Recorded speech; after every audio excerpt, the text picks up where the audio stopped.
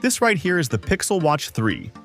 And I gotta be honest, this is the first time I've actually stuck with a Google smartwatch long enough to review it properly.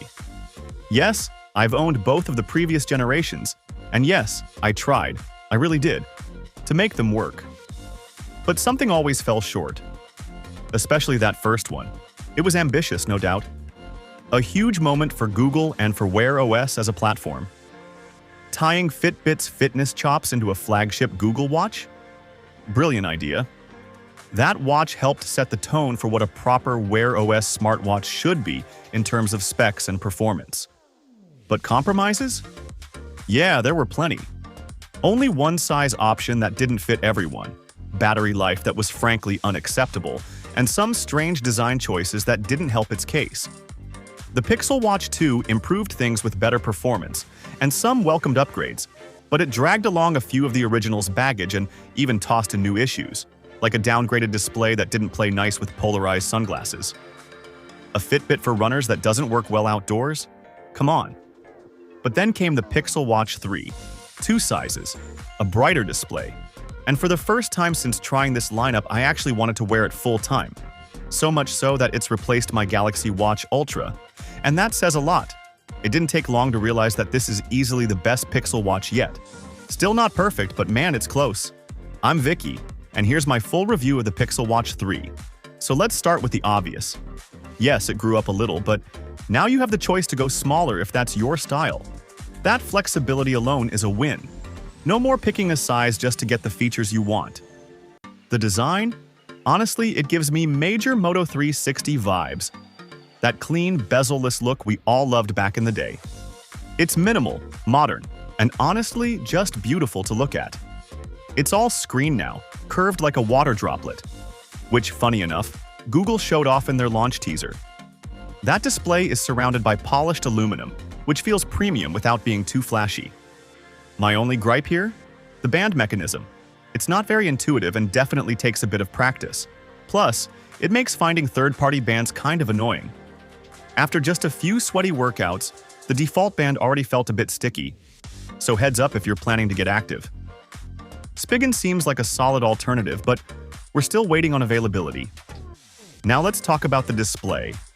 Easily one of the biggest upgrades here. Bezels are down by 16%, brightness is up to 2000 nits, and refresh rates can scale between 60 Hz and just 1 Hz to save power. It's sharp, vibrant, and readable in pretty much any condition.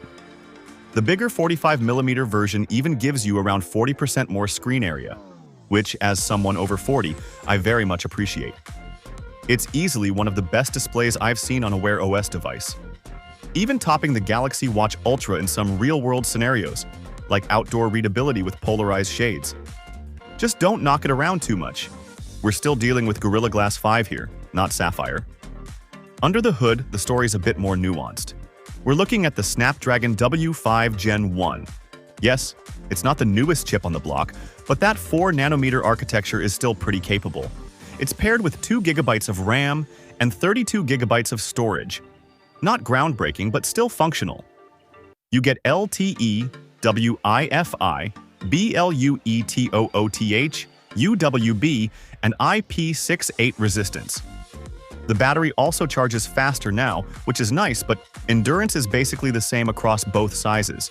And honestly, what this watch does in the background is where it really shines.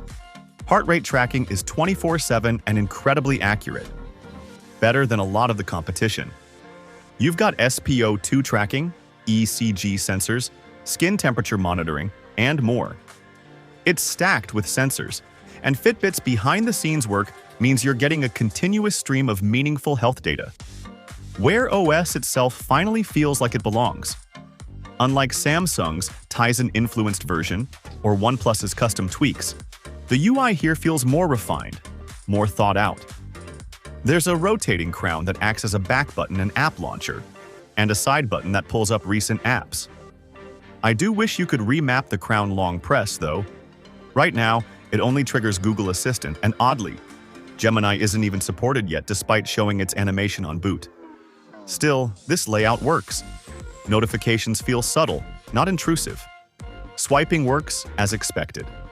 Controls are simple, though I do think flipping notifications to the top and controls to the bottom would feel more natural, especially for muscle memory coming from smartphones.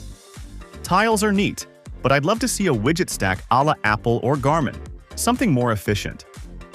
Still, once you get the hang of the UI, it feels great. Everything moves quickly, nothing stutters, and it just behaves the way a premium watch should. And let's talk fitness. This isn't just another smartwatch that does fitness, it's actually a very capable fitness tool.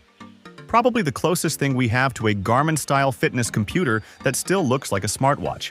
You get 6 months of Fitbit Premium with it, but even the free features go a long way.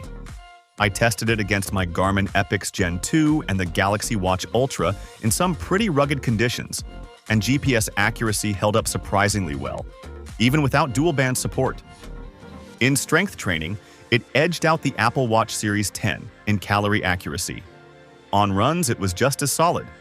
Even on the Peloton, it tracked effort as accurately as Apple Watch. Better than the Galaxy Watch, in my opinion. It stacks heart rate info, step count, and recovery insights in a smart way. The fitness watch faces are well-designed and prioritize clarity, which I love. But it's not all perfect. The daily readiness score, while a nice idea, doesn't adjust based on new activity during the day.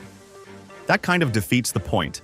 The cardio load metric is useful, but unlike Garmin, it doesn't give you actionable advice on how to improve, like what kind of training would boost your aerobic fitness.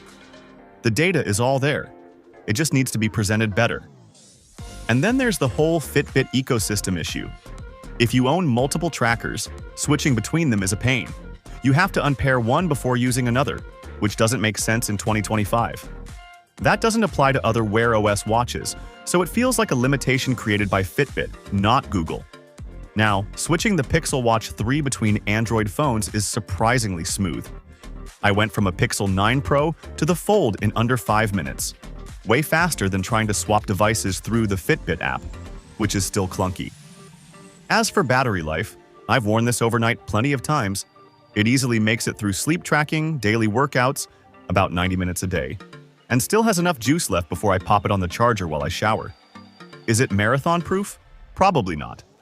It's built for the average active user, not endurance athletes. So if you're expecting multi-day performance like a Garmin, this isn't it. And that's probably why they didn't call it Pixel Watch Pro. Now, let's talk pros and cons. The good. Beautiful design, incredible screen, solid performance, fitness features that rival or beat top competitors, and an overall polished software experience. The not-so-good, proprietary bands limit your options, Fitbit's walled garden is still annoying, and switching between trackers is clunky. Also, switching ecosystems could mean leaving your health data behind. Not ideal. So, here's my final take. I didn't expect to fall for this watch, but I did. The Pixel Watch 3 finally feels like a complete, mature product. It's polished, powerful, and genuinely useful. Not just for smartwatch stuff, but real fitness too. Sure, it has some limitations, but it's easily the best Wear OS experience you can get right now.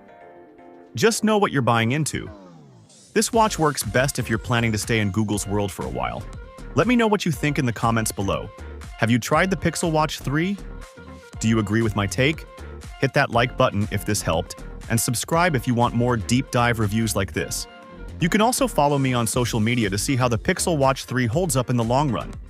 Thanks for watching, and I'll catch you in the next one. Bye-bye.